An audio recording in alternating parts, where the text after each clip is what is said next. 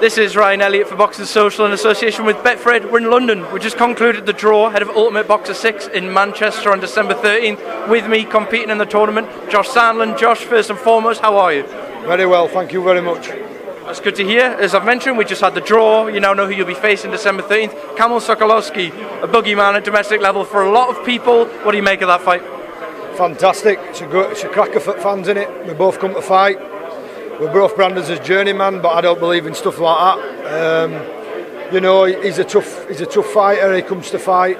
He'll bring his A game, and I'll be ready, 100%. I think fighting someone who a lot of people see as one of the potential favourites will bring out the best in you going into this tournament? Oh, most definitely. I wouldn't have been bothered who I fought in this tournament. I don't think I've been ready all my career for stuff like this to come along. So, regardless of who I fought, I'm just very grateful for this opportunity, and I like to thank everybody that's been involved in it. Thank you. One thing I wanted to bring up, Josh, you recently did an interview on the Boxing Social website with a good friend of mine, Craig Scott. Fantastic interview. I'm getting the plug in there. If you haven't read it, go and read it. After this interview, you were very open about the fact, boxing's been a bit of a struggle so far. You're not much of a ticket seller. You've been sort of finding your way, though. This opportunity, how important is it to your career and your life, and what could it do for you to win it? Hopefully it'll be a lot for my career. Life's hard. There's other people out there struggling worse than me. Just keep working hard at stuff, and stuff will come.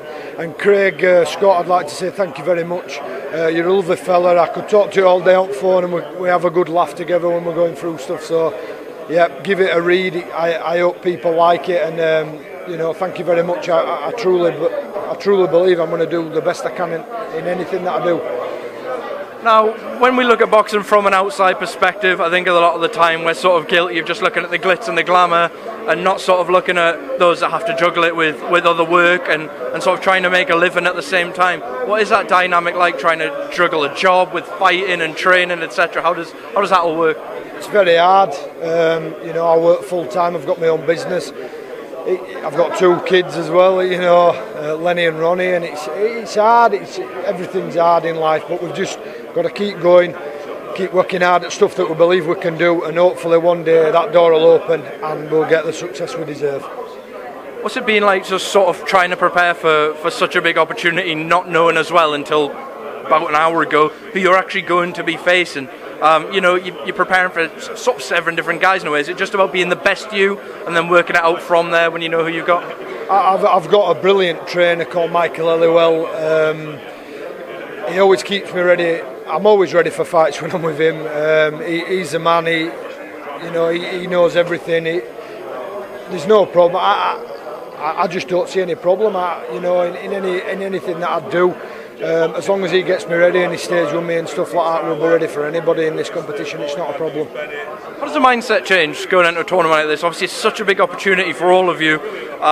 Very unique format, 3 rounds. You're potentially 9 rounds away from changing your life. How does your approach change going into a quarter final, knowing that you've got 3 rounds to sort of advance, but then you might have to pace yourself for fights coming after that as well? How does that all work in your head? No, I don't find it I don't think I'll find it difficult. At the end of the day, a fight's a fight. I'll put everything on the line and hopefully come victorious. You feel like maybe you're being underestimated going into this? We're all sort of trying to work out who the favourite is and who it could be. A lot of talk about Jonathan Pilata. Do you think people are sleeping on you though? I've been underestimated all my life, mate. It's not new. I know what I can do, and everything's coming together now. I'm happy where I am. I'm in a very good place, and I will do my best, and that is all I can do. And that's for people out there in anything that they do in life. I'll do my best, and hopefully they'll do their best, and we'll have a good show on the night. The heavyweight division in Britain is not the deepest division. Therefore, a lot of you guys up here, interestingly, have all fought each other before. I know you fought Jay McFarlane, beat Jay McFarlane not too long ago. A lot of the other guys have sort of faced each other somewhere along the line. Does that all sort of go out the window now going into a tournament like this? Does that all count for nothing, all that previous experience?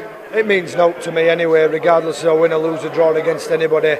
I go to win, I come to fight, I'll do my best, and that's it. And obviously Jay, he'll be doing the same. He'll be training hard. He'll be wanting to get. If we fight each other again, he'll be wanting to win. So you've just got to keep on your mettle at all times.